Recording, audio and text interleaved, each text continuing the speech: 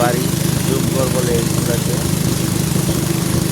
মানে আমি চিন্তা করি এই মানুষগুলা এত নিচ থেকে এত উপরে যায় আর তাদের প্রয়োজনীয় জিনিসপত্র আনে, বাজার সদাই কীভাবে করে চিন্তা করা যায়।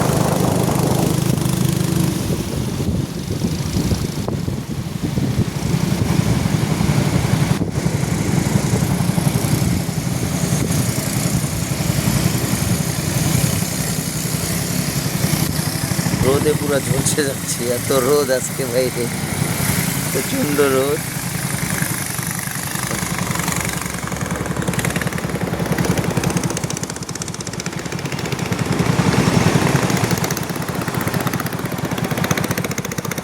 সম্ভবত কোনো একটা প্রবলেম হচ্ছে, পিছনে আরও অনেকগুলো বোট আসতেছে। আমাদের একটা বোট ওইখানে আছে, হলো আমাদের রনি ভাই আছে, কাজল আছে, মিন্টু আছে, সাথে আছে আমাদের আরেক বড় ভাই জবা ভাই।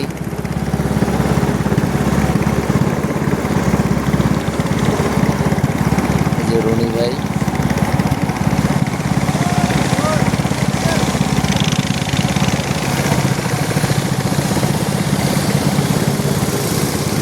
একটু দেরি করতেছি যে আরেকটা বোটের জন্য। এরকম জায়গাটা কীরকম, খুবই ভয়ঙ্কর আর খুবই রিস্ক। ভিউটা না দেখতে বোঝা যায় না,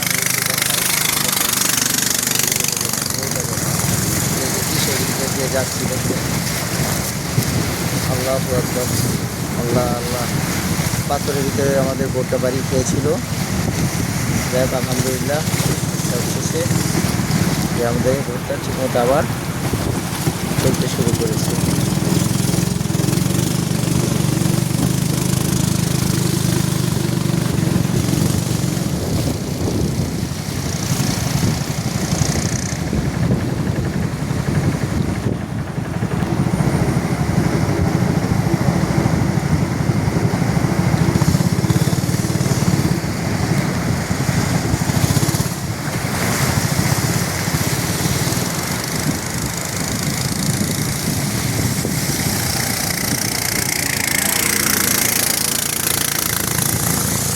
এখানে প্রচুর স্রোত, স্রোতের সাথে যাচ্ছি।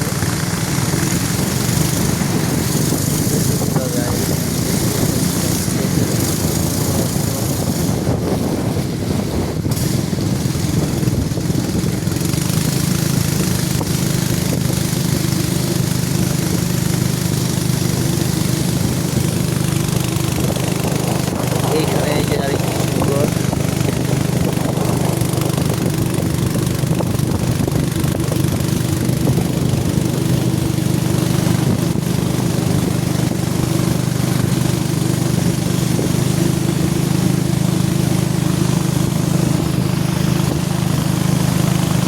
ছোট ভাই লিফট বসে আছে।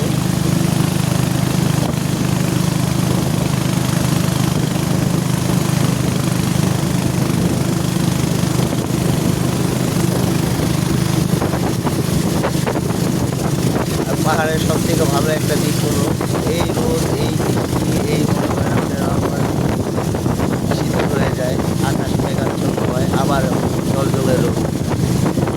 এরকম পরিবেশের ভিতরে যদি আমরা 3টা দিন কাটালাম এখানে,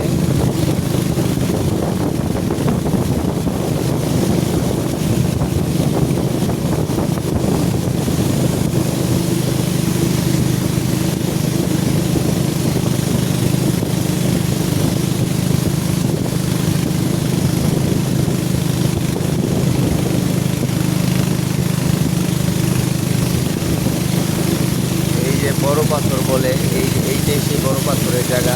আমরা এখন বড় পাথরে এসে করেছি, এখান থেকে বড় পাথর শুরু হলো, মানে নদীর ভিতরে